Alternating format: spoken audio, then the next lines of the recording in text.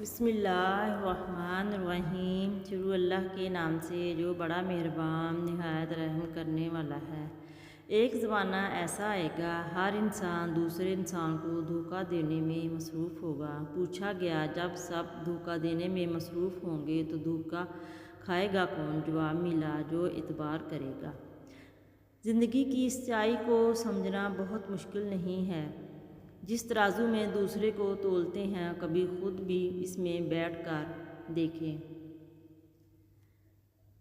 برے وقت میں کندھے پر رکھا گیا ہاتھ کامیابی پر بجنے والی تالیوں سے زیادہ قیمتی ہوتا ہے۔ زندگی کے چند کڑوے سچ۔ ماں کے سوا کوئی وفادار نہیں، غریب کا کوئی دوست نہیں ہوتا، عزت صرف پیسے کی ہے، انسان کی کوئی عزت نہیں۔ انسان جس شخص کے لیے دل میں مخلص ہو وہ شخص اسے دھوکہ دیتا ہے۔ ایک اچھی سیرت کو نہیں بلکہ اچھی صورت کو ترجیح دیتے ہیں۔ رشتے جب ٹوٹنے پر آ جائیں تو اچھائیاں اچانک غائب اور برائیاں ایک ایک کر کے سامنے آنا شروع ہو جاتی ہیں۔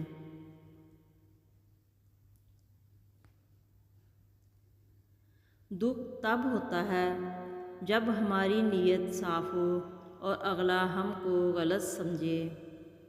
فکر نہ کرو، اللہ پاک ایسا وقت بہت جلدی لائے گا جب تم اپنی آنکھوں سے اپنے لیے معجزے ہوتے دیکھو گے انشاءاللہ۔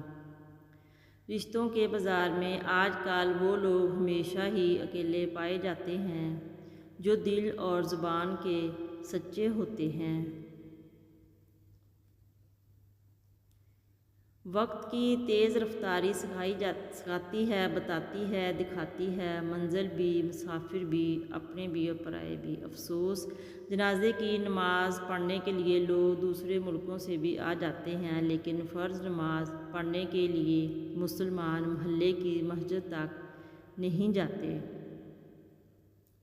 زیادہ سوچو نہیں بلکہ زیادہ سے زیادہ استغفار کرو، کیونکہ مسائل مشکلات زیادہ سوچنے سے نہیں بلکہ استغفار سے آسان ہوتے ہیں۔ تعریف کے محتاج نہیں ہوتے سچے لوگ، پھولوں کو کبھی عطر لگایا نہیں جاتا۔ عزت بہت مہنگی چیز ہے، اس کی امید سستے لوگوں سے مت رکھیں۔ میرا نصیب میرے رب نے لکھا ہے، غلط ہو ہی نہیں سکتا۔ کچے مکان دیکھ کر کسی سے رشتہ مت توڑنا، مٹی کی پکڑ ہمیشہ مضبوط ہوتی ہے۔ سنگ مرمر پہ میں نے اکثر پیر پھسلتے دیکھا ہے۔ لوگ حسد آپ سے نہیں بلکہ آپ کی زندگی میں موجود سکون، خوشیوں اور بے شمار نعمتوں سے کرتے ہیں۔ اچھا وقت اور اچھے لوگ ہر کسی کے مقدر میں نہیں ہوتے۔ جب بھی ان میں سے کوئی مل جائے تو اسے ضائع نہیں کرنا چاہیے۔ جن گھروں میں عورتیں خاموش اور مرد فیصلے کرتے ہیں ان گھروں میں برکتیں راج کرتی ہیں۔ عبادت کے لیے فرصت کی نہیں توفیق کی ضرورت ہوتی ہے۔ ہر مشکل میں رو رو کر دعا کیا کرو، کیونکہ جہاں انسان کا حوصلہ ختم ہوتا ہے وہاں اللہ کی رحمت شروع ہوتی ہے۔